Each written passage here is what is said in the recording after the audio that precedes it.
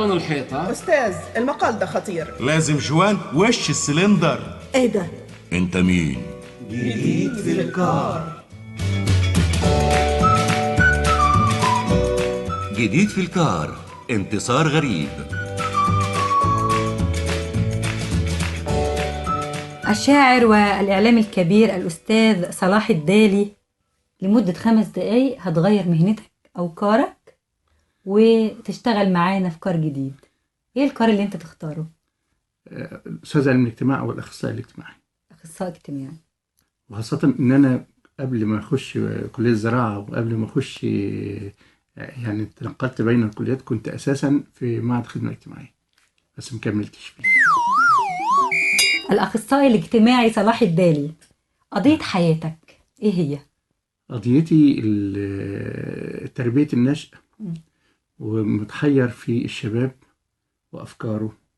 قضيتي كمان إن الأخصائي الاجتماعي في المدارس فقد دوره وأصبح مجرد يعني عاوز أقول أقل من أي مدرس، وده للأسف يجب إعادة دور الأخصائي الاجتماعي في المدارس الابتدائية والإعدادية والثانوية. الأخصائي الاجتماعي الأستاذ صلاح الدالي، لو قدامك عدة ملفات وهتروح تعمل أبحاث في أماكن مختلفة، إيه الملف الأهم بالنسبة لك من الملفات ديت؟ هختار ملف أطفال الشوارع، وأقول للدولة يجب أن تهتم بأطفال الشوارع أكتر من كده، ويجب أصلا من البداية تكون موجود مصحات وموجود مراكز تدريب وموجود يعني أماكن نقدر نستقطب فيها أطفال الشوارع حتى لا يكونوا ضحية للشارع.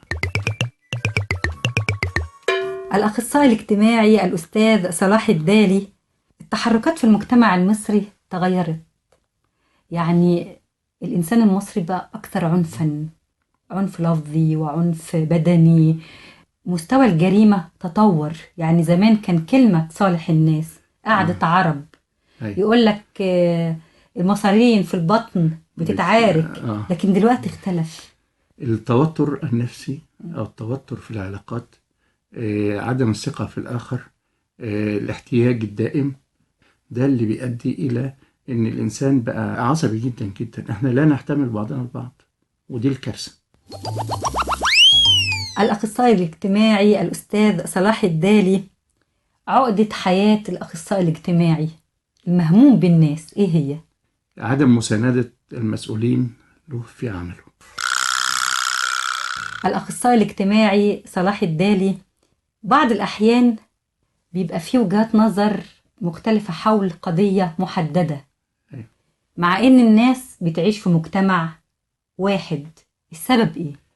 أولا الاختلاف في الرأي لا يفسد ضد القضية، والخلافات والاختلافات ما بين أفراد الشعب أو المواطن ده وارد وطبيعي جدا جدا. ما يؤدي إلى الصراع إذن؟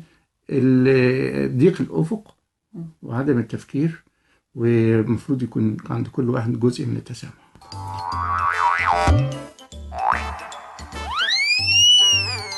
الأخصائي الاجتماعي صلاح الدالي، في مصر لا يهتمون كثيرا بمهنة الأخصائي الاجتماعي، هل دوت بيخليك تحس ان انت مظلوم، بيخليك تحس ان في مشكلة كبيرة في حياتك وان وظيفة ملهاش لازمة؟ لا بالعكس.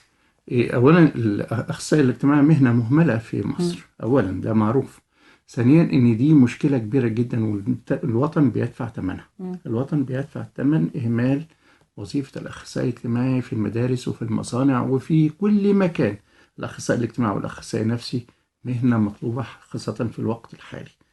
إهمال المجتمع وإهمال الدولة لهذه المهنة، هو الدولة هي اللي بتدفع ثمنها. 5 دقايق خلصوا، هترجع تاني لمهنتك الأصلية، الإعلامي الكبير والشاعر صلاح الدالي. زعلان؟ سعيد جدا، سعيد إن أنا إعلامي وسبت مهنتي الأصلية كمهندس زراعة عشان أكون إعلامي. جديد في الكار، انتصار غريب.